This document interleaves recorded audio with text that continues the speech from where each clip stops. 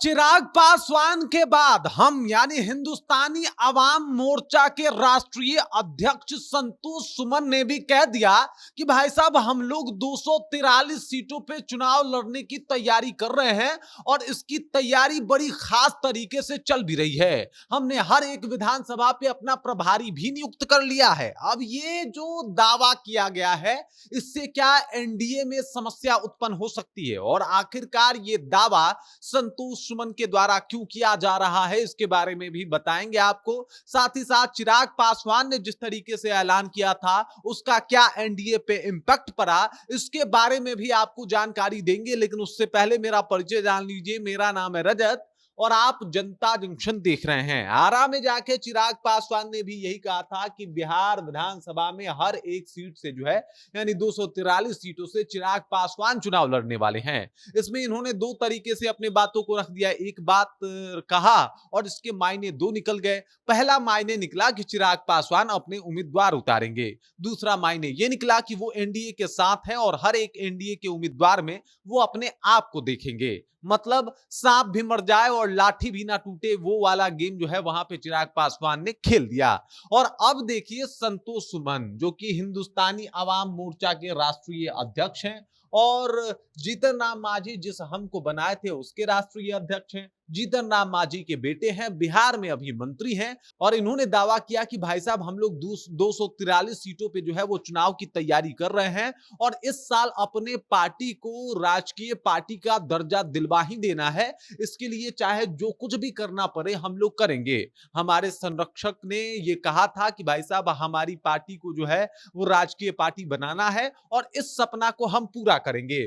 पत्रकारों से बातचीत करते हुए संतोष सुमन का कहना है कि भाई साहब इस बार हम लोग चुनाव लड़ेंगे और हमारी तैयारी 243 सीटों पे चल रही है। अब 243 सीटों पे वो तैयारी बता रहे हैं, इसका मतलब ये है कि बिहार के सभी सीटों के लिए तैयार है संतोष सुमन की पार्टी यानी हिंदुस्तानी अवाम मोर्चा। जीतन राम मांझी की पार्टी तैयार है और ऐसे में यानी इस वक्त जब बिहार में विधानसभा का चुनाव काफी करीब आ चुका है वैसे में इस तरीके का बयान ये बताता है कि भाई साहब प्रेशर पॉलिटिक्स कर रहे हैं संतोष सुमन। इन्होंने कहा कि भाई जिस तरीके से लोकसभा के आधार पे अगर सीट बांटा जाता है तो वो इस बार नहीं कीजिए। मतलब लोकसभा के आधार पे कि भाई आपके पास लोकसभा की सीटें कितनी है, तो लोकसभा की सीटें अगर देखी जाए तो हिंदुस्तानी अवाम मोर्चा के पास मात्र एक है यानी जीतन राम मांझी खुद लोकसभा जीते हैं गया से और उन्हीं के पास एकमात्र सीट है। और इस बिहाफ पे अगर टिकट बंटवारा हुआ तो मात्र 6 विधानसभा की सीटें जो है वो जाएगी हिंदुस्तानी आवाम मोर्चा के खाते में।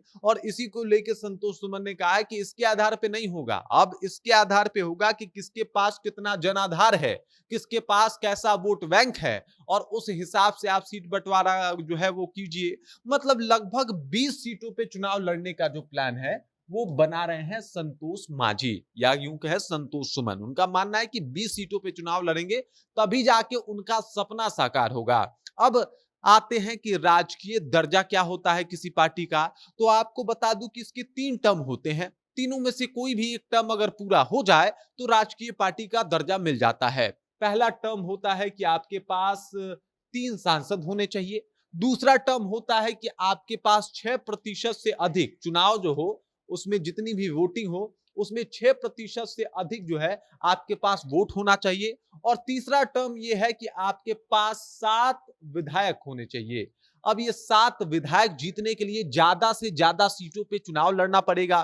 पिछली दफा यानी 2020 में हिंदुस्तानी आवाम मोर्चा जो है वो 7 सीटों पे चुनाव लड़ी थी जिसमें से वो 3 सीटें ही जीत पाई थी। और अब जो है कहा जा रहा है कि अब 7 सीटों के लिए कम से कम और ज्यादा हाथ पांव मारना पड़ेगा हिंदुस्तानी आवाम मोर्चा को और इसको लेके कम से कम 20 सीटों पे चुनाव लड़ना पड़ेगा। अब 20 सीटों पे चुनाव लड़ेंगे तभी जाके या तो 6% जितना वोटिंग होगा उसका 6% वोट इनको मिल पाएगा या फिर कम से कम आप समझ जाइए कि 7 सीट जो है ये निकाल पाएंगे या जीत पाएंगे जब कम से कम 15-20 सीटों पे लड़ेंगे तब। और ऐसा तभी हो पाएगा जब सीट बंटवारा लोकसभा सीटों के हिसाब से ना हो। और इसी को लेके जो है वो जीतन राम मांझी कह ले या फिर संतोष सुमन कह ले, इन लोगों का प्रयास है कि अगर इस बार अपने पार्टी को राजकीय दर्जा दिलवाना है तो इसके लिए तमाम कोशिश करनी पड़ेगी। और ये कोशिश इस प्रकार से होना चाहिए कि भाई साहब कम से कम हमारी 7 सीटें तो निकल ही जाएं और इसको लेके जितना अधिक से अधिक सीटें हो उसके ऊपर हम चुनाव लड़ें ताकि ये सब कुछ आसानी से हो जाए। इससे पहले आपको बता दूं कि चिराग पासवान जो है इन्होंने भी दम भरा था, एकदम इन्होंने कहा था कि भाई साहब इस बार जो है हम भी चुनाव लड़ेंगे, 243 सीटों पे चुनाव लड़ेंगे। इधर संतोष सुमन ने कह दिया कि 243 सीटों पे जो है वो हमारी तैयारियां चल रही है, 243 सीटों के लिए हमने प्रभारी भी नियुक्त कर लिया है। और ऐसे में देखना ये होगा कि इधर भी सीट चाहिए, यानी चिराग पासवान को भी सीट चाहिए, इधर संतोष सुमन का डिमांड है कि भाई साहब इनको भी 20 सीटें चाहिए। तो अगर 15-20 सीटें इनको चाहिए तो सवाल ये उठता है कि आखिरकार एनडीए में सीट बंटवारा कैसे होगा, क्योंकि आप समझ जाइए कि यहाँ पे अगर जेडीयू और भाजपा को निकाल भी दिया जाए तो 3 पार्टियां जो है वो देखने को मिलती हैं। जैसे आप देख लीजिए, एक तो चिराग पासवान की पार्टी हो गई, उसके बाद आप देख लीजिए जीतन राम मांझी यानी संतोष सुमन की पार्टी हो गई, उसके बाद उपेंद्र कुशवाहा की पार्टी हो गई। और इसमें से किसी को भी नाराज करना बीजेपी और जेडीयू के स्वास्थ्य के लिए फायदेमंद नहीं है। तो ऐसे में देखना होगा कि सीट बंटवारा कैसे होता है।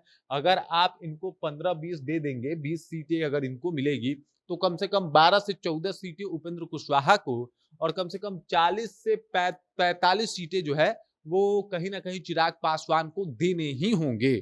और ऐसे में सीट बंटवारा का पूरा समीकरण जो है वो खराब हो जाएगा। तो देखना यह है कि सीट बंटवारा कैसे होता है, लेकिन दावा यह है संतोष सुमन की तरफ से कि भाई साहब 15, 20, 20, 25 इतना सीट तो हमको चाहिए। अगर इतना नहीं मिला तो फिर काम नहीं हो पाएगा। और इस बार सीट बंटवारा इस मुद्दे पे ना हो, इस बात पे ना हो कि भाई साहब लोकसभा में किसकी कितनी सीटें हैं। देखना यह है कि आखिरकार एनडीए में सीट बंटवारा कैसे होता है।